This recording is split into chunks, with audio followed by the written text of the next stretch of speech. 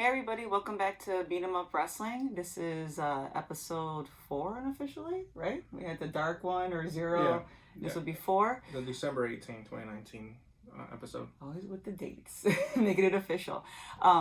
So yeah, today's is Wednesday Night Wars. It was AEW versus NXT. It was the last head-to-head they had. NXT does have a show next Wednesday, but AEW doesn't have anything until the new year. So each show was kind of stacked. It was really hard to kind of figure out which one we wanted to actually see. We had some construction going on in the house at the same time too, so we were trying to do our best to watch both things. But yeah, let's start off with NXT because, you know, it's Finn Balor. So yeah, Finn Balor versus Adam Cole, baby, to get the NXT championship. And it was a pretty good match. It started off a little bit slow. I thought it did. But yeah, we did a poll on Twitter, and everybody really did expect Finn Balor to come out on top on this one. And I think it was like 60% of people were thinking Finn Balor was going to come out on top. Adam Cole was going to lose it. But as you guys know, he didn't. But the huge pop that what happened was basically Johnny Wrestling came out. So Johnny Gargano returns. So you said Finn Balor lost. Yeah, he had Gargano interfered, chair, moves were made, fingers and looks were done. You know how Johnny has this serious face when he like has a vendetta out for somebody. So that definitely, you can tell, is setting up for next year. I honestly thought the confrontation would have maybe been a little different if Finn Balor would have had the belt. I'm not saying Adam Cole doesn't deserve it. He's a really good champion. He's brought a lot of, you know, different things to the belt. He wrestles amazing. I'm not sure what the point was to have this build up though. I agree. I think Finn Balor should have had the belt. Yeah, it would have been really cool to see a really big drawn out kind of like storyline with him and the thing is that AEW and NXT both have a problem with this. Which we'll get to it with AEW, but NXT, you need to have the belt on the people that are hot. Yeah. So there's nobody hotter in NXT than Finn Balor, and you could have everybody chase after Finn Balor. Like, Adam Cole is huge for the NXT crowd, but Adam Cole is not going to bring your casual viewer to watch NXT. And this war is heating up between AEW and NXT. They were just tied last week. So what's gonna get more eyes to your product? Having Finn Balor have the belt. Yeah. And then Johnny Gargano versus Finn Balor would have been huge for WrestleMania as we continue to build towards WrestleMania with Johnny Gargano chasing. Yeah. So that was just my opinion about it. I think that especially with like, I mean, because it kind of like, I mean, was it like maybe heel versus heel? Yeah, right? Because Adam Cole's kind of like a heel type character. Yeah. So, I mean, he returned. He kind of looked angry. I don't think he's like crazy Johnny Gargano. I think it's just him. I just think he has his eyes set on Balor. But yeah, I think it would have made a lot of sense going forward. It would have been a lot of momentum, and it would have been an amazing match on a huge platform like that, a huge stage. Because I mean, it's still gonna build up to something, but when you could have used the belt to kind of there's not gonna be that payoff at the end. I mean, for fans, total payoff, but for the wrestlers themselves, it'll be interesting to see where Adam Cole goes with the belt after this. Yeah. So, and then we'll just go down. Like I said, we were back and forth a little bit between the two, doing what we need to in the house too. So we'll just go down some of the matches that actually took place. So Damian Priest beat Stain. Then we go to they announced the Dustin Classics, which is like really funny because I think at the exact same time, I think Cody was just wrapping up his match. So it was all like Cody Rhodes is on one thing, and then they talk about the Dustin Classics with the tag team, and I'm just like, you know. Yeah. Words. And for those Rhodes fans out there, you're like really happy for that NXT because that's where, you know, his heart was when he was there. So it's nice to see that, but at the same time, the people that are hardcore Cody fans will feel a certain way too. So. And then the next one was a disappointing result. I think, because you were building up Kushida. Kushida went against Cameron Grimes. You're building up Kushida. You're talking about how he's a former IWGP Junior Heavyweight Champion. He's a huge champion around the world. Yeah, they're building him up. Yeah. And then he loses. Yeah, and we like Kushida. Yeah. And if you haven't caught him before, check him out. So then it moves to one of the best female wrestlers, Io Shirai. I mean, you tune in for her. Like, honestly, I don't think I could ever miss when she comes out, just because her being heel and dark. Yeah. Io Shirai, the music is perfect, her personality is perfect, everything, makeup, costume, everything she does is pretty much flawless. It was a quick match. Of course, she was going to pick up the win on this one. Yeah. There was some good spots that she did, but of course, it wasn't a long match at all. Yeah, she beat Santana Garrett. Yeah. Mm-hmm. And then we go to Pete Dunne. Yeah. I thought for a second he was gonna lose this. Yeah, he was going against Banks. There was a couple of times I'm just like, is he really gonna lose? I mean, he's your bruiser. Yeah, Pete Dunne is an amazing wrestler. I don't know what their plans are for him though. He seems like he's kind of just like coasting now. Yeah, he's very coasting. At one point when he had the belt with the UK belt, he was like really on top of everything. He was unbeatable with that. Yeah, he had his run, but now he just seems like he's just coasting. So I don't know if they're utilizing him as good as they are over here. I don't know.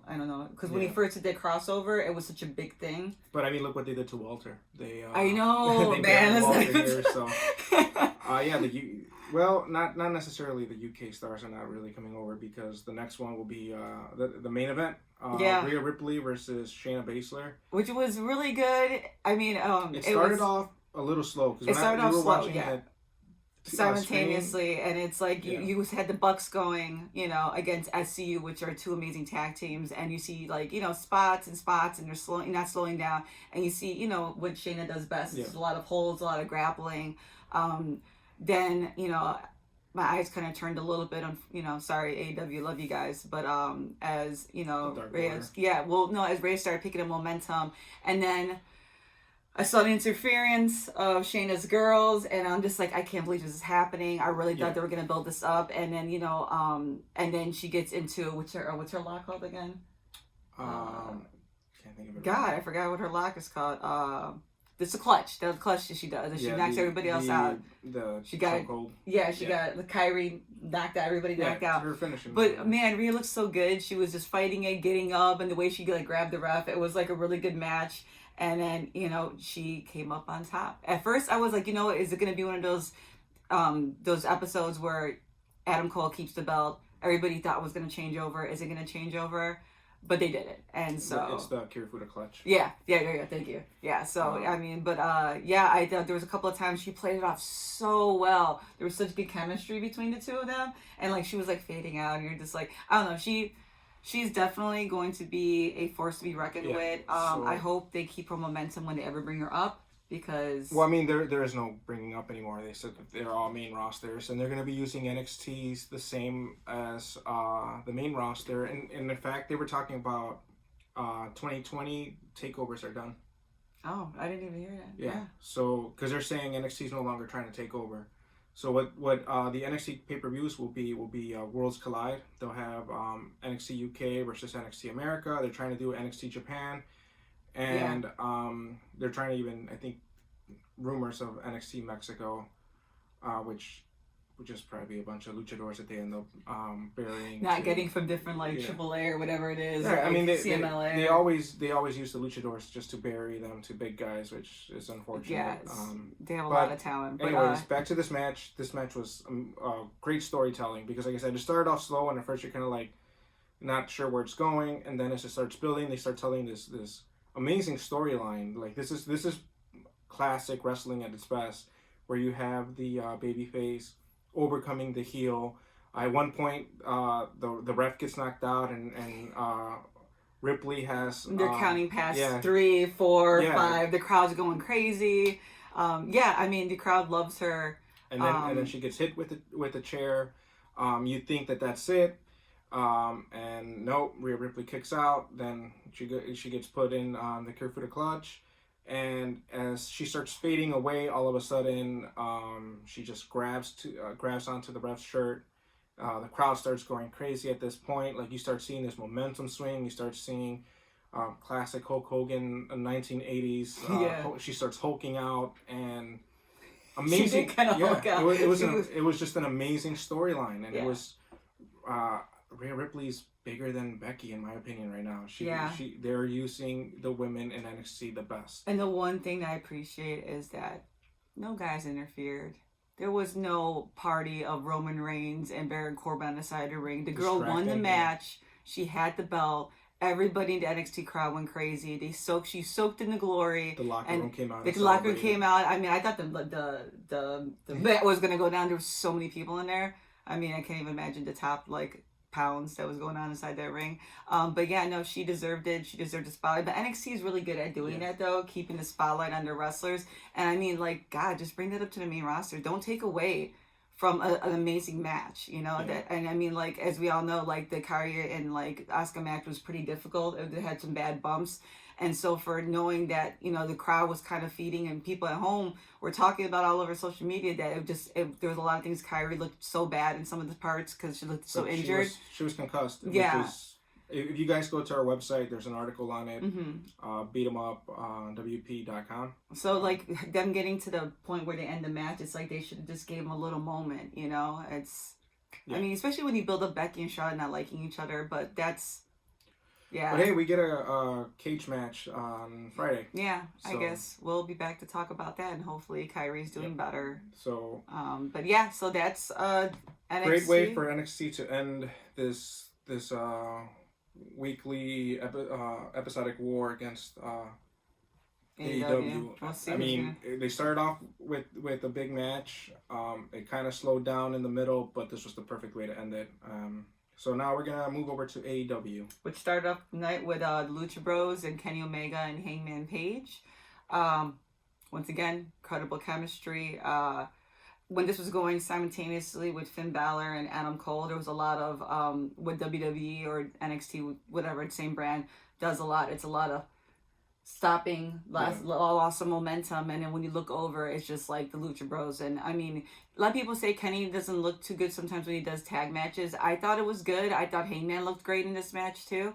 I thought they had really good chemistry from the last time they actually were, even though Hangman looks like he's not all with what's going on. But the match was good. The Lucha Bros, they won. And it was pretty cleanly in a way, so I mean, it wasn't a heel type of win. The Lucha Brothers needed a win though. On another level when it comes to tag team. Yeah. Quick. So it helps when you have them to feed off of. And again, they were telling a good storyline in the ring. You had Pentagon slowing it down when he needed to. Yes. And I know people get mad with the Cero Miedo, but it's just his glove. It's just taunting your opponent. Telling a story where you're taunting him and you're making them lose their cool and making them make mental errors, and that's what Pentagon is great at. And then you have Ray just doing what he does, which is out of this world, high flying spots. And it continued with the storyline of Hangman and Kenny, and it looked like Hangman was about to turn heel. He's about that close. He turned on the Elite. They threw hands for 2 seconds. And it's set up for 2020. Pac had Nakazawa in a room. Not Nakazawa. What happened? Not Nakazawa. All he wants to do is have screen time. We're gonna have to turn into hopefully AEW Dark to find out about Pac and Nakazawa or BT if they're gonna do one this week. Yeah, so hopefully we'll find out what's going on with Naka. I like Nakazawa. He's a cool guy. Like I said, I think this is the part where AEW does a little bit better than WWE, and it's building long-term storylines.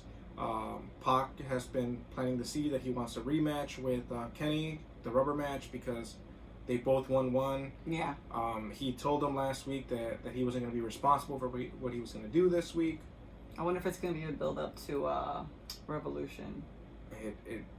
The way they work long-term, so they could stretch this out all the way to February. Yeah, definitely. I have no doubt about that. In the meantime, Kenny has to deal with whatever Hangman's demons are.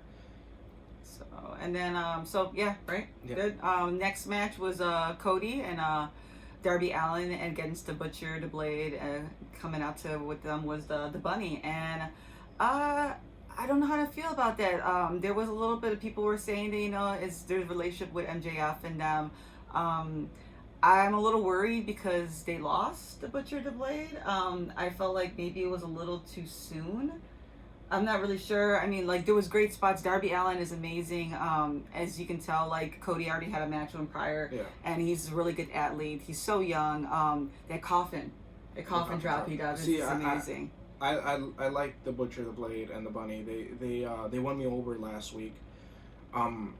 Yeah, maybe you don't want them to lose, but the way that they made them lose here was great. Darby Allin pretty much just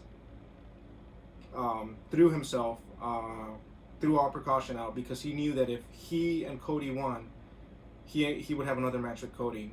Their last match went to a time limit draw, so that's his whole motivation. Again, storytelling. It's letting us know that these characters are looking out for their own interest. It's not just slowly unfolds. There's always a payoff. There's no. It's just not like black and white like how other companies try to do it, where it's just 1 week they're fighting and then the next week they're teaming up and then the next week they're fighting again, and so like for no reason. At least here there was a reason. There was something that Darby Allin was working towards.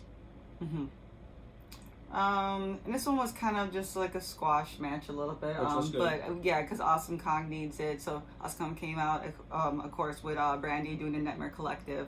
I'm not even sure what the girl's name was, but she was just like a local talent, probably. Yeah, they did it. I want. Yeah, sorry about that. Yeah, we didn't catch her name, but you know, of course, Awesome Kong is a force to be reckoned with. They're definitely playing her off that way, that she's just this force. It's very interesting to see what is going to unfold with the Nightmare Collective. If you guys saw last time, we're still trying to get Chris inside their little collective. But yeah, it's definitely setting up a lot with Brandy and what she wants to do as far as her story is concerned. But that was that spot, which brings us to... well, the local talent did have red hair dye, which is probably why they picked her, because they collected her hair. Oh, of course. I mean... So they're collecting... If you have any colored hair right now, they're collecting your hair. And next match was, of course, the most talked about one was Jungle Boy and Chris Jericho, which everybody was like, is it a title match? Is it a non-title match? And everybody on the internet was like still so upset. They're like, Jungle Boy doesn't deserve a title match. It wasn't a title match. They announced it so many times. Even on the card it said non-title match. Like it was like... So I don't know, people are not paying attention. They even said it last week during the show. Yeah. It was just, Jericho made a bet saying that Jungle Boy wouldn't last 10 minutes with him. So it was just a 10-minute time limit. It was just to prove Jungle Boy was there to prove that he could last 10 minutes with Le Champion. He did amazing storytelling. Yeah, he did really good. He had good spots. There was a couple of times. I mean, Jericho comes out strong in the beginning, but then Jungle Boy, you could tell the crowd was in it. He comes out. Of course, Jericho came out with some Inner Circle. Hager, Sammy. Yeah. But Jungle Boy's not dumb. He came out with his Jurassic Express. So I mean, you saw a couple of things. Marco Stunt gets put through a, what was it? Did he get through? Yeah, he gets knocked out. He gets knocked out. Yeah, not Jake. Sorry. And then he gets taken away. Luchasaurus goes at Jake Hager, which is setting it up. Yeah, they've been building up Jake Hager versus Luchasaurus. I think it's gonna be that's gonna be a good one for his for Jake's first match in AEW. I think Luchasaurus would be a very nice adversary. I mean, the height's there. The intensity is there, both guys. I'm excited to see Jake finally get back into the ring, actually have a match. So, but the match was actually pretty good. So he gets put into the Walls of Jericho. Yep. There's 30 seconds left. Yeah. The crowd was chanting. They didn't want Jungle Boy to tap out. It was just amazing. I think this build Jungle Boy. It shows that he could be one of their stars, something to build up on. He's such a heel. I think he's seriously, honestly, probably one of the best villains. Yeah. And any wrestling organization. As the Painmaker. I mean, he just the constant reinventing that he does, Jericho. And people need to stop with his whole body physique. Just stop. He said why he did it. Yeah, and people don't even look into it. They just think he looks they're he needs to get off TV. I'm like, what do you expect? He's older, but he still could wrestle. He wrestles longer than some of the wrestlers that are still 30-something years old. His moveset is still good. Just to go over it real quick, the reason why he said he built on having a bigger build is old school wrestlers. They weren't really muscular. They were more thicker. And since AEW has a smaller roster, he as the heel, as the main heel, needed to look bigger.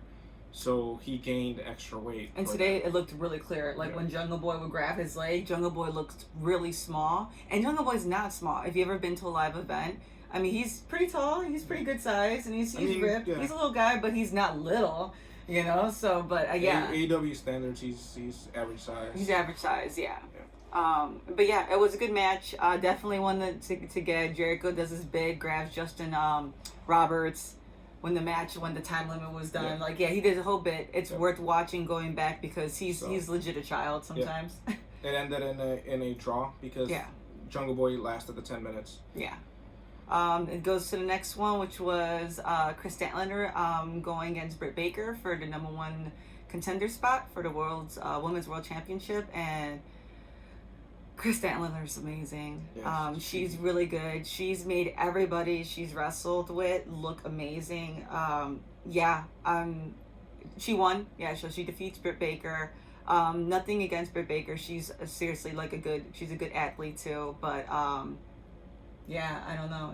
I think Britt Baker, you could see at points where she's just a little green at times. Yeah, she was. But she has grown a lot from first Dynamite that we saw her in. Yeah. And I think putting her with competitors like Statlander is going to help her because when she fought Sheeta and now that she fought Chris, her matches have been getting better and better. Yeah, Britt Baker she looked better if you go back to watch Britt Baker match. Today was one of her better matches.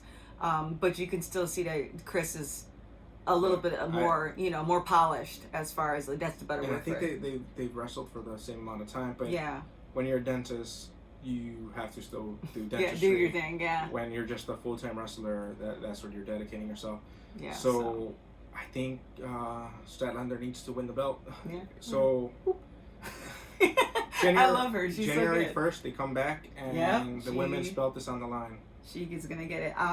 I love Rio, but I really think Chris will elevate the women's division. I think she needs to have the belt. She cut a promo on Dark, and she's just all about her alien persona, and it's just she's just as good. She's good. I have full faith that she could actually help change what people were complaining about for the AEW's women's division, and she would make a good a good face or baby face to whatever Brandy's trying to actually accomplish. Yeah. So I think that's going to look amazing when it all unfolds. Speaking of Brandy comes out at the end. Once again, puts the offer in the table saying you're the #1 contender. You're exactly what the Nightmare Collective is looking for. Yep. And Chris says no. So Kong beats up Chris, and Sadie Gibbs comes to the rescue. Which is, I think, the first time we see Sadie Gibbs on actual Dynamite. We've seen her on Dark. Yeah, on Dark, yeah. Gibbs is so good. Yeah. So I'm really hoping that there's another type of, not a faction, but, there's the girls that are we don't want to be with the collective, and so it'll kind of just showcase more of that talent. So, but yeah. So you want it to be more like New Japan Pro Wrestling, where there's just everybody's in a faction? No, not like Chaos and everything else, but I'm not saying that, Sheeta and them don't deserve, time, but they need strong female wrestlers right now. And I know the language barrier is probably preventing a little bit of that, but Sheeta looked good with Chris. So, I have confidence that group with Sadie is going to help establish more. I think if they were going to give it to a Japanese female wrestler, it should have been Sheeta. Riho is also, I think she's still the Stardom champion. Yeah, so she had a lot of other things to do. We haven't seen her on TV since October. Yeah, and as somebody that was really excited to see another belt and kind of not just going back and forth like you see on WWE, I was really excited to have her at first, and then I didn't know that we weren't going to see her for almost the whole duration of Dynamite since it's been on. So, but yeah, enough of that. We'll come back at another recordings, talk about our highlights of 2019 and what we thought about everything. But the last match of the night was SoCal SCU versus the Young Bucks. Good match, and I hated the ending. I Okay, so I wanted the Bucks to win. I don't know if it's because I like the more of the drama of them having some gold, and Hangman doesn't, and Kenny, and everybody's still kind of having problems with everything. I think it kind of would have made a wedge more into whatever is gonna happen in the future, whoever else they're gonna sign, the villain. But anyways, but SoCal, I'm okay with them. They're Scorpio and what the hell? Kazarian. I always forget his name. They're amazing. Yeah. I mean, Kazarian, we did a bunch of spots, and he doesn't, like you said, he doesn't always do high fly moves that Scorpio does. It's a really nice balance between the two, and they feed off each other so well. The Bucks are brothers. It's really hard to tell that they're flawed in any ways, but SCU comes to a really good close second as watching them as far as their chemistry for not being related or anything like that. But yeah, just the ending. I would have been okay. Hold on. Let me before we go into the ending. No. So the reason why I wanted the Young Bucks to win the belt, again, I love SCU. Mm-hmm. Is just the fact that you need the belt. Look at what Jericho is doing for the heavyweight championship. Yeah. And at first, when he was going against Hangman, I was like, oh, give the belt to a newcomer. The belt shouldn't be what builds you up. The belt should be elevated so that your chase is what builds you up. Yeah. I mean, look at how Jericho could elevate. I mean, he the match between him and Darby Allin, he made Darby Allin look like a star. Yeah. Jungle Boy looked like a star. Cody and him, it was one of my favorite matches of this year. Him and Kenny. Yeah. So, the Young Bucks are the best tag team. They come across as the best tag team. Mm-hmm. You should have them represent the tag team, if not them, the Lucha Brothers. But that's another discussion. Because you want somebody that is going to get eyes to your product. Yeah. And SCU is great. People love SCU. I think Scorpio Sky should actually be in a singles run. He's really, really good. There's a lot of people that love him. And I just think that they got the belts. They've held them. I think they showed up 45 days or 45 plus days. That's good. But now you need the belts on the Bucks, because the Bucks are. I mean, you would get people from New Japan. You would get people from WWE. You get their fan bases to want to look at the Young Bucks are the champs. Everybody that used to follow them. Because if we had $1 for every time we heard somebody before AEW became All Elite wrestling on TNT, everybody thought Kenny was going to get the belt. Everybody's like, no, Jericho's not going to get the belt. There's no way, because Kenny Omega was one of the biggest stars going in. But it made perfect sense. And when we were there, we're like, no, Jericho's going to win because it makes sense, because he knows how to. It doesn't matter about the belt. The belt makes Chris Jericho a worse person. Yeah. And that's what it is. It's like, he's already a bad guy. He could still mess up your day. If you were a champion, he can come and just interfere and mess up your day. That's what Chris Jericho is. But the belt makes him that extra heel that you need him to be, and it makes the organization more legitimized. And it just builds up your whole division. Yeah. Because everybody that he faces automatically gets this huge rub from him. So that's why. I don't know what the Bucks are gonna do from here. I mean, because Private Party knocked them out. Then Lucha Bros and them were having the, back and forth, but it's not for any gold. So I don't want to see their momentum to go down either, because they're some of your main stars. I think it's time to build up Proud and Powerful. Yeah. You need. I hate to see an organization like Undisputed having all the gold, but at the same time, God, would that be actually entertaining? So, but they need another belt. But that's a whole different story for another recording. So, really quick, we'll get to what we didn't like, which was the Dark Order. What? All their subliminal messages were really, really good. Their online presence is good. Join the Dark Order. Who's joining, who's not. You really wanted Hangman to come out because it looked like he was kind of hinting toward that, which would have been what? I didn't want him to join the Dark Order. Don't get that wrong. I wanted it so that if they were going to go in this route, they could have had Hangman come out, look into the ring, people getting excited, here comes Hangman to help the Elite, and turn away. So then you have a little bit of drama. Or have him attack the Elite, but not join the Dark Order, to be whoa, is he with them? Is he just mad? I'm mad. She could have attacked Kenny. He was angry at Kenny when they threw Kenny out the ring. But anyways, the Dark Order worked so well with the vignettes. They were making me want to like keep seeing more of this stuff. But once they come out, the creepers don't help them. No, it just looks weird. The punches look so fake.